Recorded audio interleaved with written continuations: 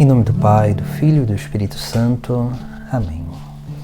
Então, agora nós vamos fazer uma pequena reflexão sobre o último artigo do Pai Nosso. Veja só, né? O último artigo do Pai Nosso, Jesus, nós refletimos isso sobre aqueles bens convenientes que nós precisamos aprender a pedir a Jesus Cristo, né? A Deus, né? Ao Pai, através de Cristo.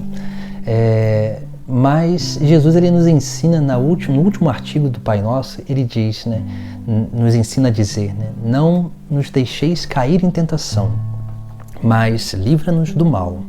Aqui, né, quando fala, né, livra-nos do mal, a palavra mais exata seria maligno, porque aqui está falando justamente do demônio, né, do inimigo da salvação. Interessante que quando Jesus Cristo coloca esse artigo por último, ele está nos chamando a atenção o quê? Que o mal existe, o maligno existe, ele é o tentador, ele vai tentar nos tirar do caminho de salvação, mas nós precisamos cada vez mais entender, né, que o demônio ele pode ser mais forte do que a gente, mas ele nunca vai ser mais forte do que Deus.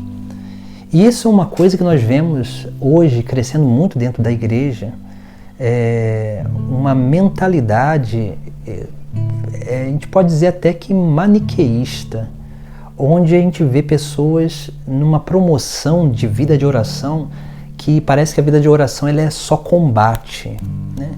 E na verdade quando a pessoa ela começa a ver a vida de oração só como combate contra o maligno, contra o demônio, a pessoa ela começa a dialogar mais com o demônio do que com o próprio Deus.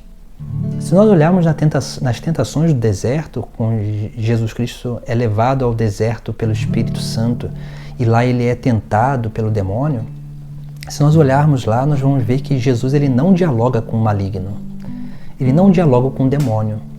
Toda vez que o demônio ele gera uma tentação, ele tenta Jesus ele usa sempre o que? A palavra. Ele cita uma passagem da palavra, da Sagrada Escritura. Justamente por isso. Por quê? Porque nós não devemos ficar, ficar dialogando com o tentador. E tem gente que fica promovendo esse tipo de oração, esse tipo de prática de oração, de combate. E, infelizmente, isso vai entrando tanto na mente das pessoas que elas começam também a banalizar essa presença do maligno. Esse é o grande problema, porque ela começa a fazer o quê? Tudo na vida dela é culpa do diabo, do demônio, de Satanás. E quando ela começa a viver assim, o que vai acontecer? Ela vai se eximindo da culpa das suas próprias atitudes. Ela começa a querer se desvincular, transferir a culpa para uma outra pessoa, que é o demônio. E a gente vê isso muito dentro da igreja. A pessoa chega, padre, estou sendo muito tentada. E na verdade ela não está sendo tentada. Aí geralmente eu pergunto, né? Você está rezando? Está lendo a palavra de Deus? Né? Está tendo, né? Está confessando? Está comungando? Está dedicando tempo suficiente a Deus para a sua vida de oração, a sua união com Deus? Ah, não, padre, eu não estou conseguindo rezar direito. É claro, assim, né, São João Paulo II já dizia, né, cristão que não reza não precisa de demônio para ser tentado. Não precisa, porque ele já é a sua própria tentação. Porque, na verdade, todos nós temos más inclinações dentro de nós. Todos nós temos desordens, e essas desordens já são suficientes para nos trazer dor de cabeça. Assim, o demônio ele não precisa nos tentar para que a gente possa cair em algum pecado. As próprias desordens, se a gente não cuida do nosso interior, já são suficientes para nos levar para o pecado, né? Elas já são suficientes. Por isso que nós precisamos formar bem a nossa consciência diante dessa circunstância. Às vezes as pessoas elas acham que tudo é o demônio, né? E nós vemos muito aí, né, as pessoas muito essa coisa de oração de combate. A oração ela é um combate por si só. O primeiro combate é contra nós mesmos, né? Porque nem sempre a gente vai estar bem disposto para a oração, né? Depois, o segundo combate é contra o mundo, né? Com as coisas que estão ao nosso redor, que tentam nos seduzir, nos distrair, nos roubar a atenção. E depois vem a tentação, o demônio, né? Por quê? Porque o demônio, a única coisa que ele quer, a primeira tática do demônio é nos distrair, né, do essencial. É isso. Aí quando a gente tira os olhares do reino dos céus para ficar nessa ideia de oração de combate, não sei o que lá, por exemplo, a gente vê muito isso na época de quaresma de São Miguel, ou então na própria quaresma litúrgica, né? A pessoa começa a fazer uma pequena penitência ali, e aí ela não consegue viver bem aquela penitência, ela fala, o demônio está me tentando. Não, não é o demônio que está te tentando. É você que está pouco exercitada nas virtudes. E a quaresma é justamente para isso. Você vai ter dificuldade de colocar aquilo em prática. Por quê? Porque você escolheu uma coisa que é a sua dificuldade. Então, não coloque a culpa no demônio. A culpa, se você não está conseguindo cumprir aquilo, a culpa é sua mesmo. E não se desespere por isso, porque você está num caminho de progressão. Então, se você conseguiu fazer penitência 2 dias e no segundo caiu, volte. Se você conseguir depois 3 dias e caiu de novo, continua. Você tá adquirindo resistência contra aquela fraqueza. A gente precisa entender isso, porque muitas vezes a gente fica colocando o demônio num lugar na nossa vida que ele não merece.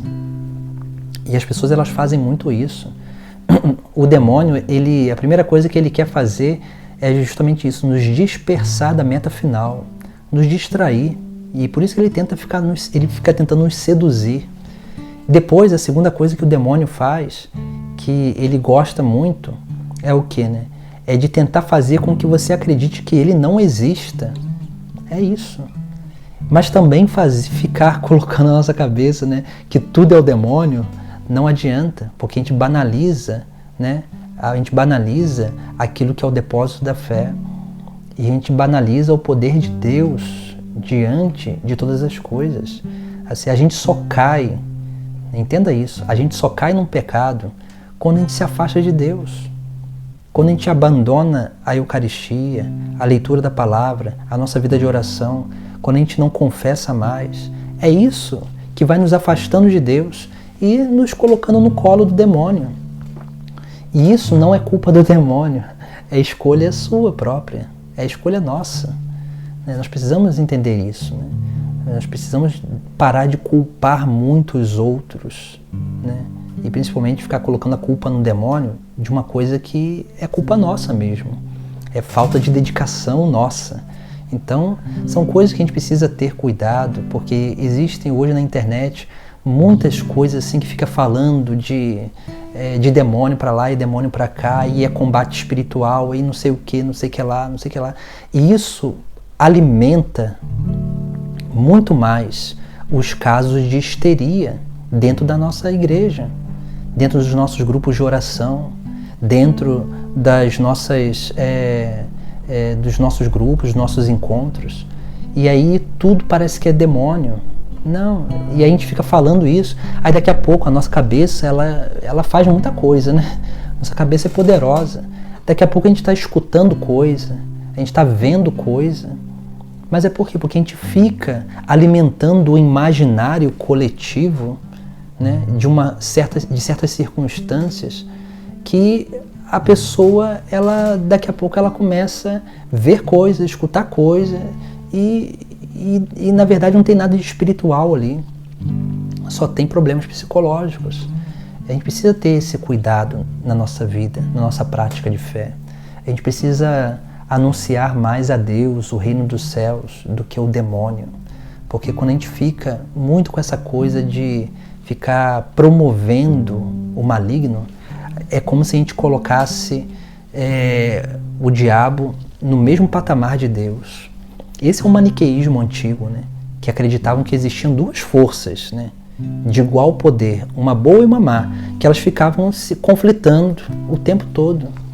A gente não pode viver assim. A gente não vive no maniqueísmo. Pelo menos a nossa fé, ela não nos ensina isso, né? E a gente precisa ter esse cuidado muito grande, né? Às vezes as pessoas ficam buscando, né, por exemplo, orações de cura e libertação, orações de exorcismo, oração de não sei o que, oração de poder, um monte de coisa. E as pessoas esquecem que o maior poder é o poder de Deus, né? Mas para que esse poder de Deus ele se manifeste, cada um de nós, com liberdade, precisa se abrir a esse poder. Senão nada acontece na nossa vida. Não vai ser alguém que vai vir fazer uma oração sobre você que vai te libertar de alguma coisa, se você não quer libertação.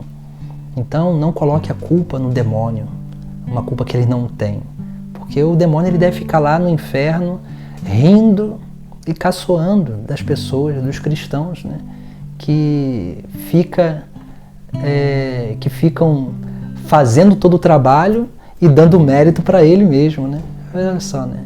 Quando a gente vive assim, a gente está sendo o quê? A gente não está sendo instrumento de Deus, mas a gente está sendo instrumento do maligno.